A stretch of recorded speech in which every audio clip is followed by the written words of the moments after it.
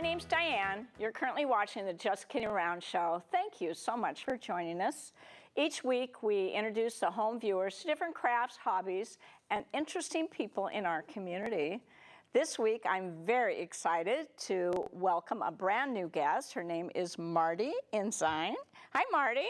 Hi, Diane. And if you recognize Marti, it's because she's very well known in the community. She's a member of several groups, but we're especially interested in the Soroptimist Club, and that's what we're going to be talking about today. Great. Also, Marti is the most recent winner of the Women of Achievement Award. So congratulations to you, Marti. Thank you. And I know it's well deserved. Before we get started, do you want to look in the camera one, and say hello to somebody? I want to say hello to Sydney, who just came home from her first year at college for Christmas break, and I'm so glad she's home. Aww. And I'm going to say hello to Courtney Martin. Do you know her? I know her very well. Yeah. Hi, Courtney. She's one of my dear friends. And to the kids at South Bay and Lydia Hawk. So, well, you have so many interesting things on the table. It's hard to know where to get started, but why don't we start by talking about the Soroptimist Club, because I must be honest with you. When I was told not that long ago about the Soroptimist Club, I had no idea what it was.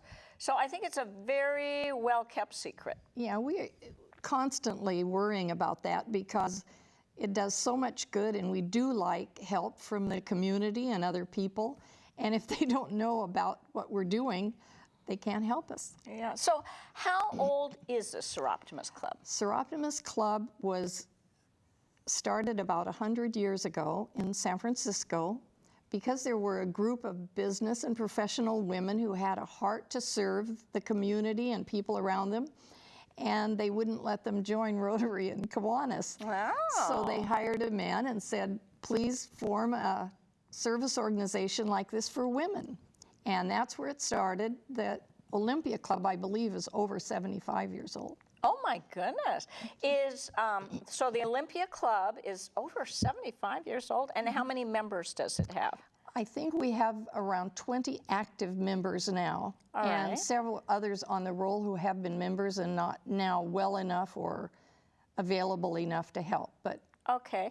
And how about Seattle and Oregon and the whole Northwest? Is this? Yes, very, very popular. So when we have district meetings, which would include Oregon and Washington, and I think maybe Idaho too, we have several hundred women. Oh my goodness, several hundred. And how many countries is it in? It's in over 100 countries in the world. Oh my goodness. And one of our joys is that we can be a sister club with someone. We've been a sister club with 2 clubs in Japan for many years, and now we're thinking, well, maybe we'll choose another country this year. Do you go over to Japan? Well, I don't believe any of our members have gone, but they send beautiful gifts every year at Christmas, just something in letters, and we have had visitors from several of the countries. The largest group came from Kenya in Africa.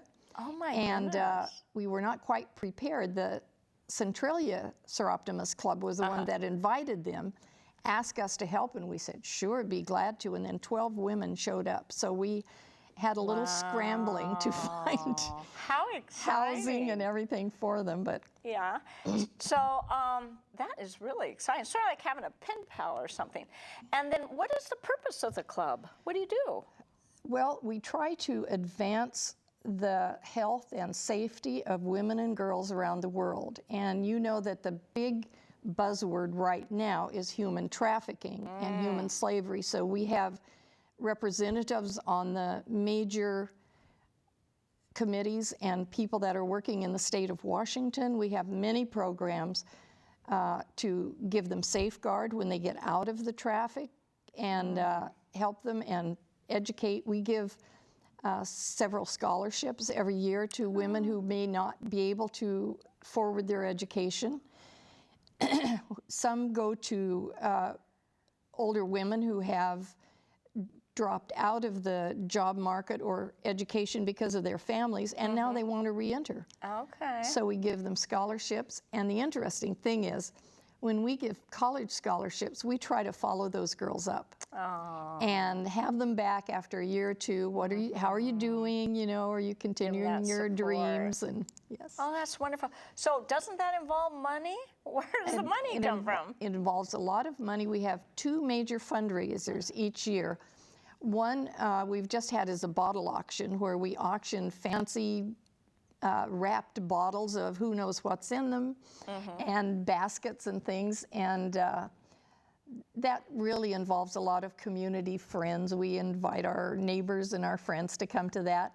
And then in the spring we have a wine tasting thing, which is our major fundraiser, and that brings in the money that we use for the scholarship. We do have an African student who we've been giving scholarship to. This is the second year for this student, but we've sent 4 African women through university who are now in the professional world. Wow.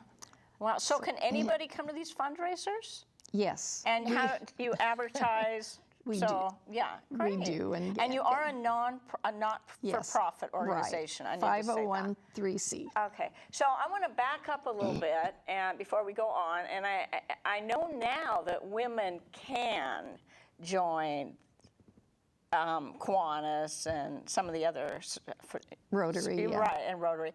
So do you then allow men to join? We have to. I've only known of one active member in the Seattle Metropolitan Club, which is the largest, of course, club here. But yes, if they really want to be with that many women twice. So men can join the Soroptimist. They may not want to help us quilt or any of those things. Right. But so if you're in the audience and you think you'd be like to be a part of this group, I believe there's a website, yes, maybe that appears under your name now and then. Yes, and it's right there now. So. Oh, is it up there now? Soroptimist International. No, isn't it soroptimistoli.org, right? SoroptimistOlympia.org. Okay, good. I can't read that, so. Yeah, okay. I typed it, I just can't read it. Okay, so I also want to ask one more thing before we move on. When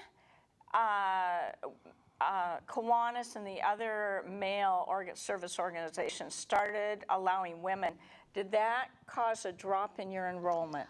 I'm sure it did. Women have different reasons for the clubs that they choose.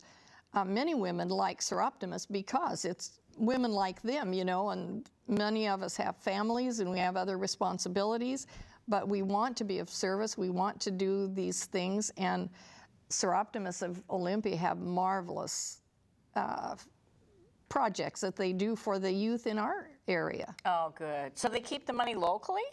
A lot of it is local, yes, and the only one that I know currently goes every year overseas is the scholarship for a medical student in Central Africa. Oh, you guys do all kinds of things.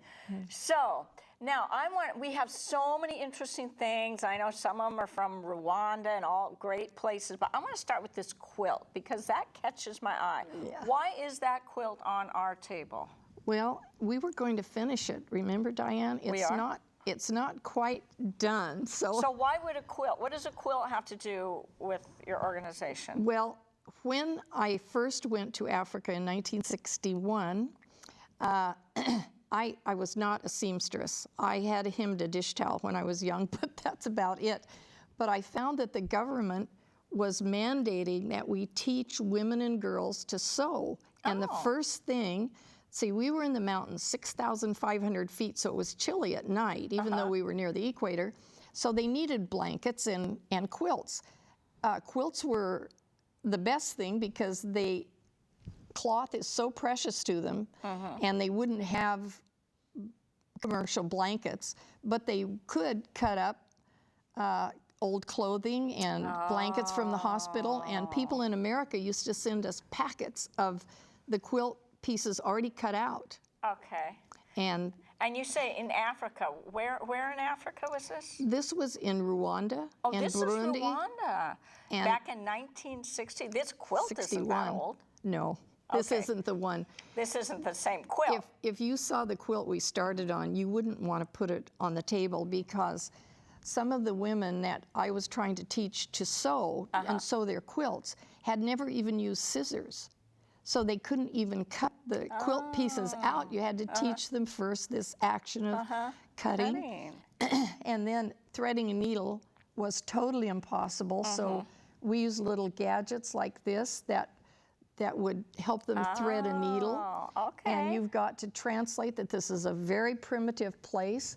So if they had problem with eyesight, they couldn't thread the needle or do the stitching. So this is not the original one. No, not the original. This was the one that I have that wasn't finished yet. That wasn't finished, but it is for somebody in Africa, you're saying, and probably Rwanda? Well, Will this wherever, be going to Africa? I'm not sure about that, but this But it is will the be kind going of thing. away. Yeah, this So is the kind of thing that we made there, and they Okay. were so thrilled to get this. So besides earning money and sponsoring scholarships, you also make things that are sent over Right. to We send school other supplies. So is used that to what pack- these are? You send school supplies? These are actually for a local project that we have for foster children, for when they leave whatever living circumstance they're in and go into a foster home. Typically, they don't have clean clothing, underwear, pajamas, and all that. So every year, Soroptimist Olympia packs dozens of these backpacks. Half of them are for little babies, for mothers, young 15, 16, 18-year-olds who have a baby and have no provision for them. So it would include diapers and shirts and pajamas and changing. And then we have one for teenagers, which has some school supplies, clothing, soaps, cosmetics, all the things that young women need when they Okay, all right. But you do make quilts, though, do make quilts. So what is this over here? Do you want to show me a little bit about how to make a quilt, and then we'll go on and talk about something else? This is beautiful, by the way. Did you do this stitching?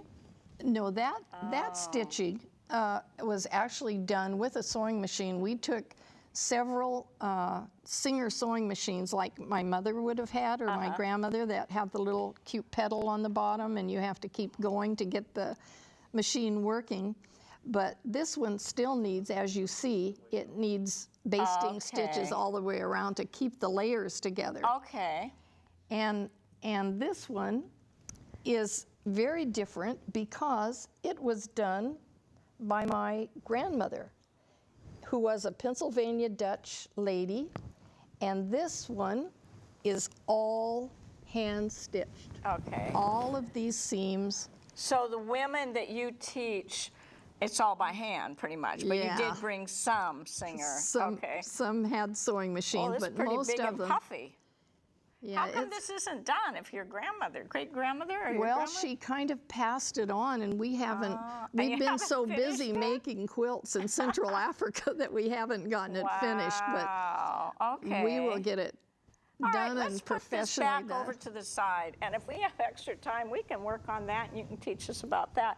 But I'm going to start now. So thanks for explaining to us about the club, that you do things locally, but you also Internationally. internationally, and then you also sort of have these, I don't want to say pen pal kind of relationships with different Sister clubs. sister clubs. Yeah. Okay, this sounds like a great organization It's to join. wonderful, and Is it people that women are of all ages and men of all ages, or Well, retired people? No, we have students, we have young women who are in business or have a profession, Okay. and it's all adult women that are responsible and Okay. Well, I'm going to hold this up. I don't know. Dawn Livingston is our director. okay. Yeah. Hi, Dawn. I don't know how. Oh, look, somebody's got it. I don't know. Okay, while I hold this up, I'm not sure. It might be camera 3. Do you want to talk about what I'm holding up? This is a beaded thing that they would probably use over the top of was one in of their milk bottles. Okay.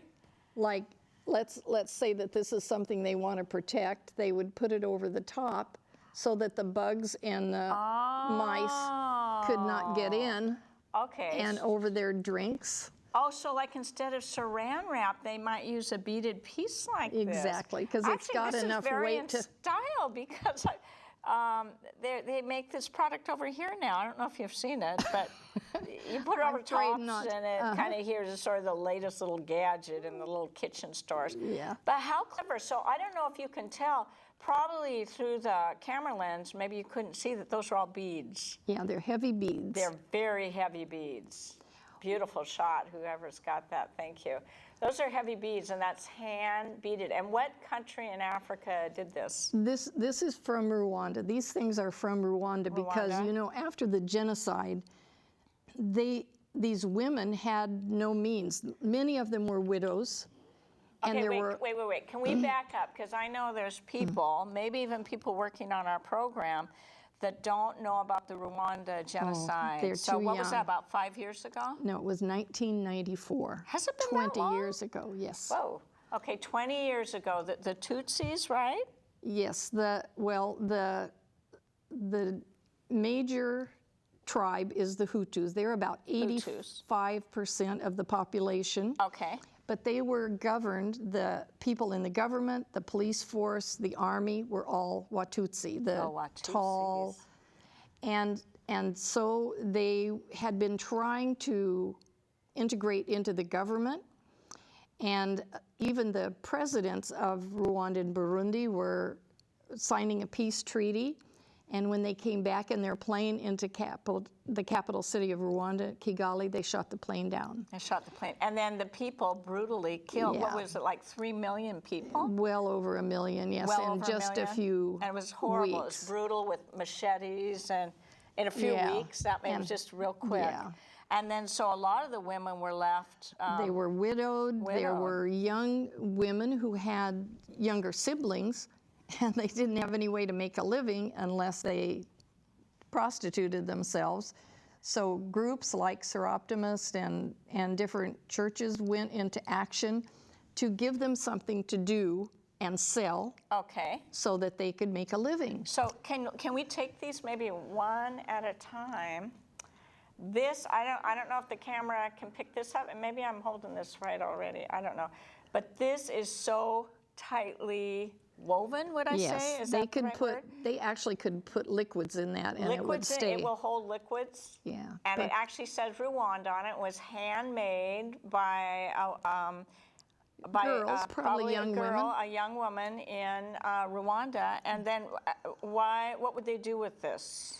Well, this particular kind with their name on it, they would sell to some Americans tourists. like me.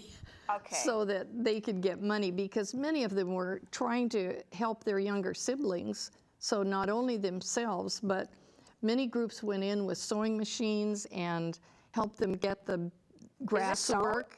No. This is woven. This is woven. They helped them get the grass work, get them the thread that went to tie it all together.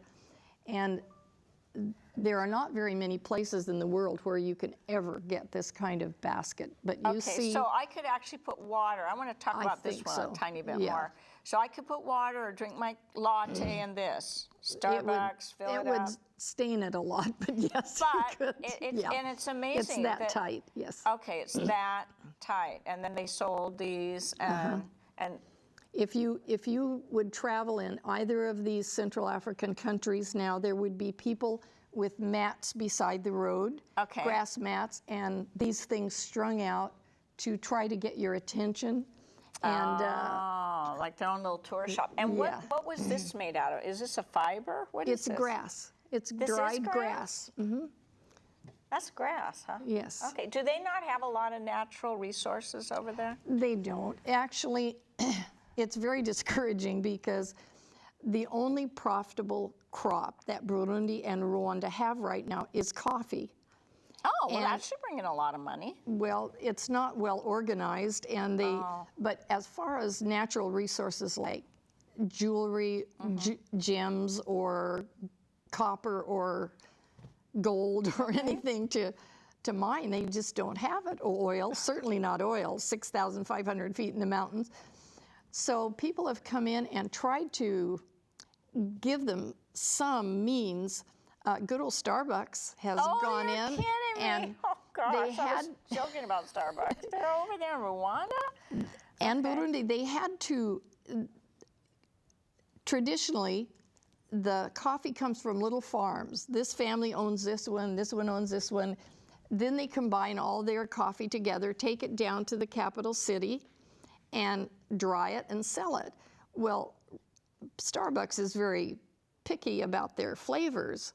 So they sent their technicians over there, and they opened laboratories in the capital of Burundi and the capital of Rwanda so that they could test the soil and make it all the same, so that the coffee that comes in,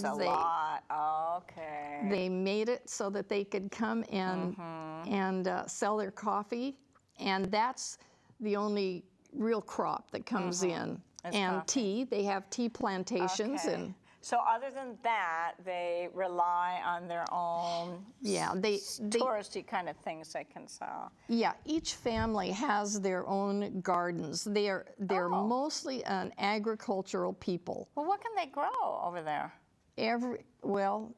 Beans, sweet potatoes. They can't sell them, in volume to other countries.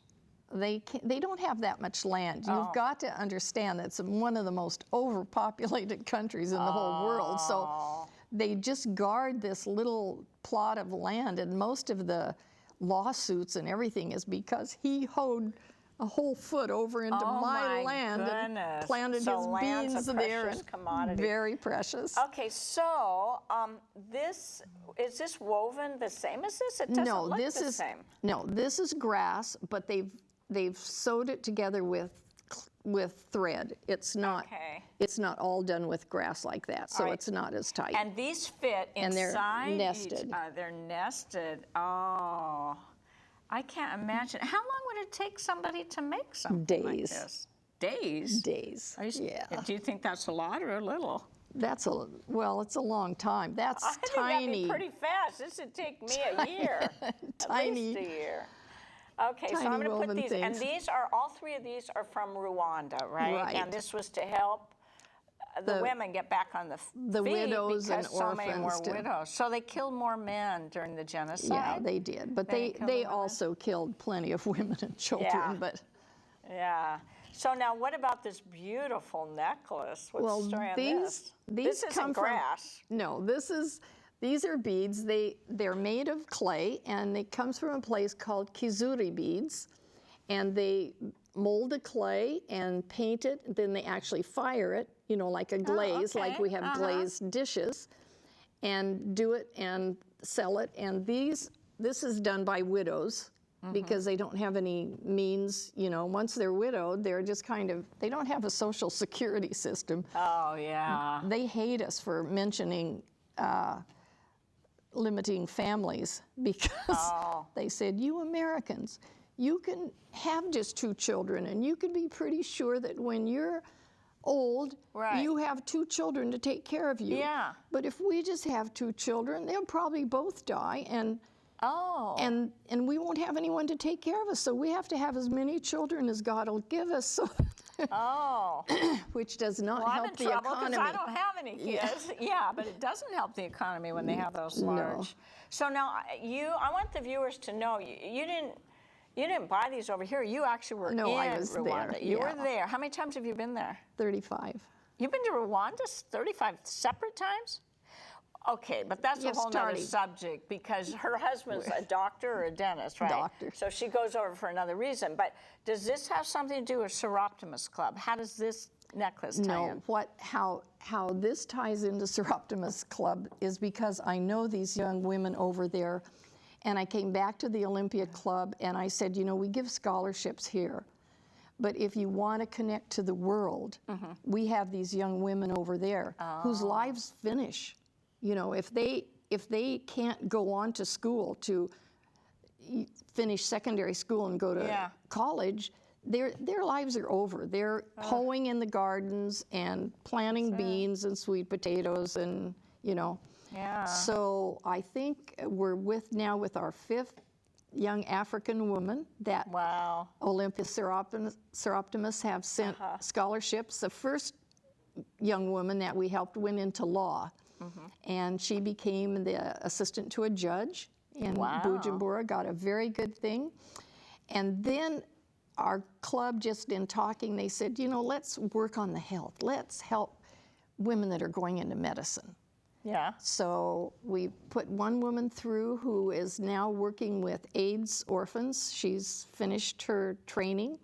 We have one who is in nursing now in Rwanda, at a hospital in Rwanda. So I need to interrupt you, please, Yes. if you don't mind. So the colleges over there accept women. Yes, Are they mixed, or do they have all women colleges? No, they don't. They're mixed colleges. And well, that's good news, because there are some cultures, some third world cultures, no matter how much money you send to some countries, they're not going to let their women go to college. Yeah, there are women in college, but they're, of course, the very tiny minority of the total number. When little girls start in 1st grade, they're about 50-50 girls and boys. Okay. By about 3rd or 4th grade, there are very few girls left, because the parents need to keep them at home to carry the next little baby on their back, hoe, carry the water, bring the wood. Oh, how awful. So by the time you get to 7th year, and on our school, we had 2 girls left in 7th. Oh my goodness. Who could then go on to high school. Because the girls are being little mothers at home. Yeah. All right, so now this is a necklace. This one was made from clay. This is made from grass. This was made from grass, too. Grass. But this is made from, what is this? That's made from old magazines. I don't know how they ever got this technique, because I didn't know it till one of my last trips.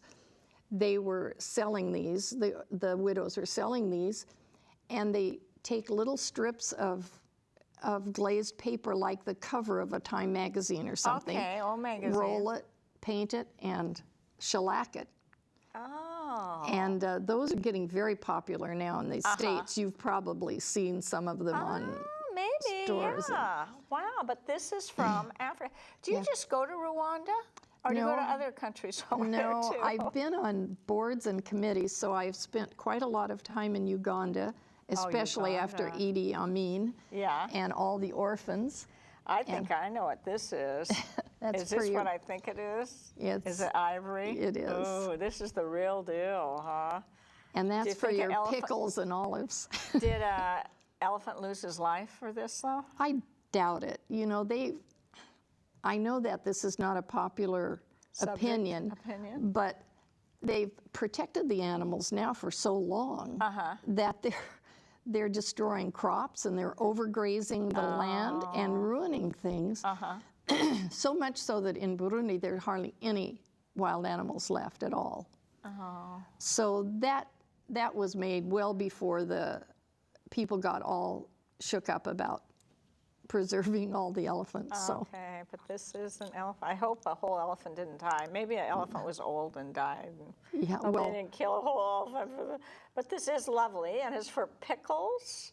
And olives, that's real. Yeah.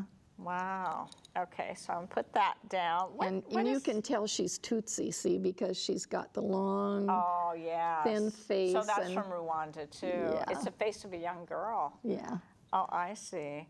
So now, what is this? That's another thing that they've just made with grass strips. That's grass? And then they have shellacked it layer on layer until it becomes a little dish. And what would you do with this? Put little not tea bags in it. You could, or you could put. Too special for that. Yeah. These are unusual products that you don't usually see. Yeah, Do you decorate your house in African? Well, in a way, we don't have a choice, because that's what we have is things. People that were grateful because Len did surgery on them and they got well, and they bring him these big carvings of elephants and And that's African why Cape a lot of buffalo. these things were and- gifts, and Yeah, a lot of them. because he worked over there for so long. He did Yeah. surgery, and you Yeah. lived there actually for 10 years, right? Yeah, we did. That's interesting because my dentist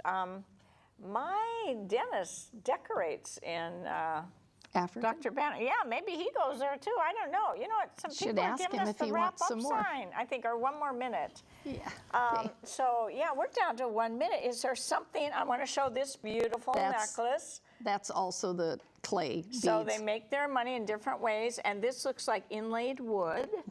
Is there anything you want to say in closing about the Soroptimist Club or any of their missions? Well, we just love Soroptimists. We have, it's like a sorority. We love each other. We have So it's like family. women of every age. It's like a family. And they Okay. just take So- care of each other, and then we reach out to the world. And you have monthly meetings Twice a month, sometimes 3 times. during the evening, so I Well, can come. some are luncheons, some are in the evening. So yes, you Okay. can come to the evenings. Well, in closing, I want to thank Don Livingston, who directed this. Thanks, Don. And I want to thanks to our crew, who is Misty, Carl, John, and Bob. And we just appreciate it. These shows are all put on by volunteers, and so it means a lot to us that you give your time to this program. Tune in again sometime. Thank you. Thanks.